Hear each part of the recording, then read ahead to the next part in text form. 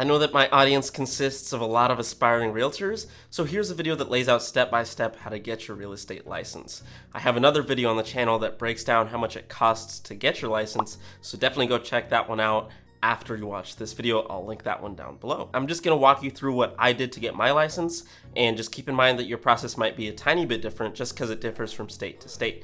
So hit the like button, subscribe if you haven't already, and let's get into some of the requirements that you need in order to even be eligible to get licensed. In order to get licensed, you must, number one, be 18 or older, except in a couple states like here in Nebraska, you have to be 19. I'm gonna assume a couple other states are the same way. It kind of sucks, but it is what it is. So 18 in most states, and some states will actually allow you to start your pre-licensing classes when you're 17, and just be sure that you're 18 by the time that you take your exam. So check with your state and see if that's an option. Number two, you must have your high school diploma or your GED. And number three, you must enroll and pass your state's pre-licensing classes at a state-accepted school, and we'll go through all of that later as well. Number four, you must pass a criminal background check. And number five, you just have to pass the state and national exam. Those are the only requirements that you really need to become a realtor. Step number one is to get your application. Now, like I said, this is just what I did, so it might be a little bit different for you, but go on your local real estate commission's website or give them a phone call and get an application. What I did was call the local real estate commission and let them know that I needed an application. They mailed one to me along with a guide on how to get my license step by step, all the different processes that I'd have to go through. They sent me a Nebraska license law book that I would need for one of my classes, and then also, a list of the schools that they accept so I can choose from them. So go ahead and fill out this application and send it in as soon as you possibly can. This way they start processing your application while you're in your classes, so when you're done with your classes, your application is most likely processed. Step number two is to sign up for classes, and we want to keep this whole process moving pretty quickly. So either on the Real Estate Commission's website or in the packet they gave you, just figure out which schools you can attend, which ones they accept, and how many hours you need. If you're looking for a great online school to check out, click the link in the description and use Aceable Agent. They're a terrific online school. They have a money-back guarantee if you don't pass your exam. On top of that, you can use my code to take more money off the already on sale price. So most of their courses are on sale. You can take even more money off that with my code. The link is down in the description to sign up for that and get started on your real estate classes right now.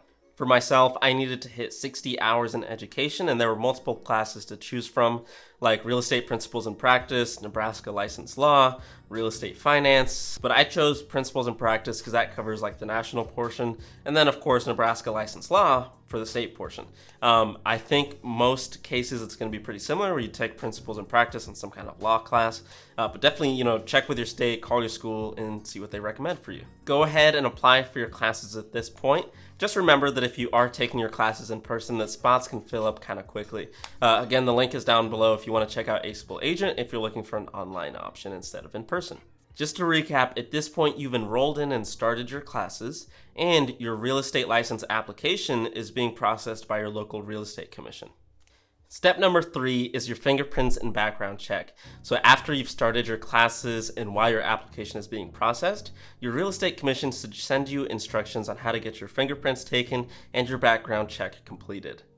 Go ahead and get this out of the way as soon as possible, because at least here, I think it can take up to 8 weeks in order for your background check to be processed, and you don't want to finish your classes and be ready to go, but you're still waiting for your background check to be completed. So go ahead and get this out of the way while you're taking your classes. Step number four is interviewing some brokerages, and technically you can do this after you've passed the state exam and you've got your license.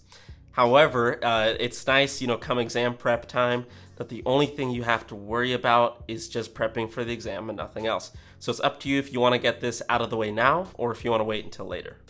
I'll have another video coming out this week about how to choose a brokerage, but in a nutshell, you have to figure out what's important to you in a broker. Once you figure that out, narrow down your list of 3 to 5 different brokerages in the area, give them a call, set up a time to interview them, and see if they're the right fit for you. If you're interested in my brokerage, eXp Realty, you'd like to learn more about it and see if it's the right fit for you, click the link down below to learn more about it, or set up a call with me and I'd be more than happy to walk you through how it all works. A lot of people ask me what they need to do to actually get hired by a brokerage, like what kind of qualifications they need if they're just licensed.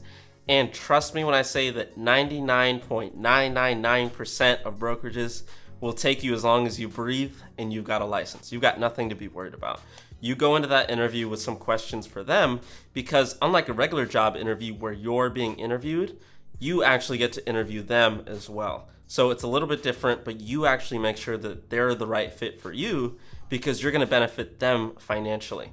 After interviewing 3 to 5 brokerages, choose one that really connects with you, and then they will be able to tell you the next steps that you need to take after you get your license to get signed on with them. This will usually mean having some kind of conversation or meeting with them again, where you fill out your paperwork, pay your dues, get onboarded, all that kind of stuff, but I'll have more on that later. Step number 5 is passing your classes. At this point, you have enrolled in your classes, you've sent in your application, and hopefully it's nearly done being processed.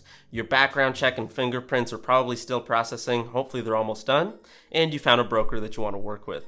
Now all you need to do is pass your pre-license classes and get the certification that you need in order to go register for the exam.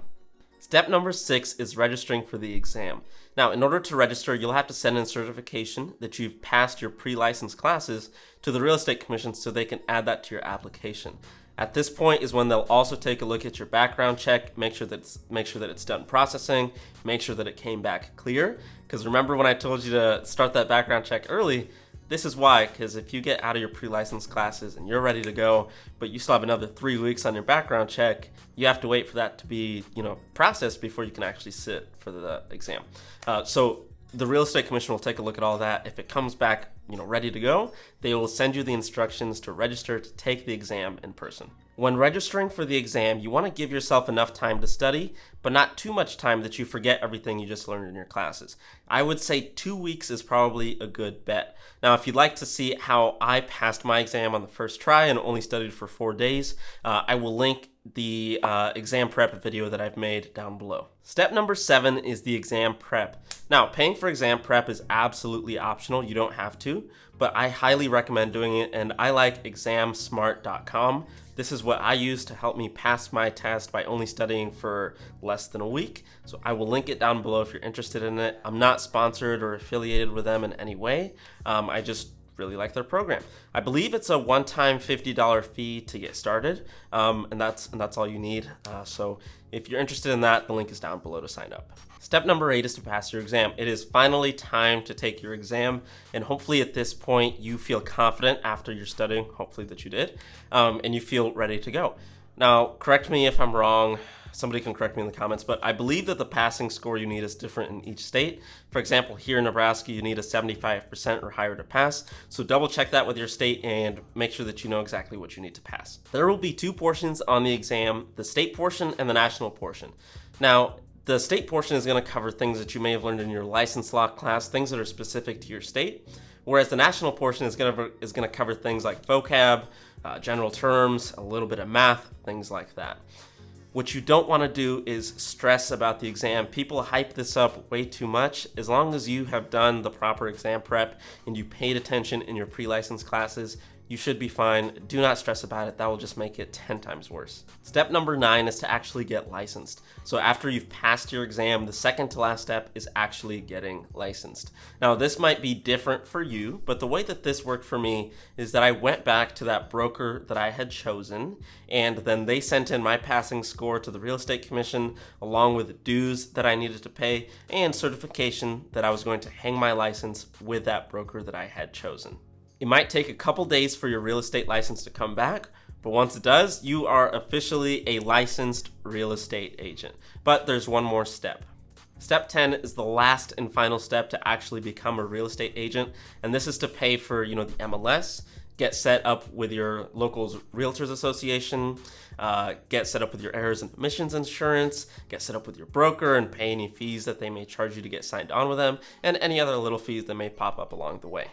Your broker should be able to help you get set up with all of this stuff, and at the very least point you in the right direction to get set up, for the Realtors Association, the MLS, E&O insurance, all that kind of stuff. Again, watch my video that's linked down below on how much it actually costs for all of this stuff and how much it costs to get your license, because you have to budget for it because it can really stack up at the end. If you do all of these steps and move through the process quickly, it is very possible to get your real estate license in 90 days or less. Again, click the link down below to sign up for Aceable Agent and sign up for your online classes and start taking them right away. And if you like the video, hit the like button, hit the subscribe button, and I'll see you in the next one.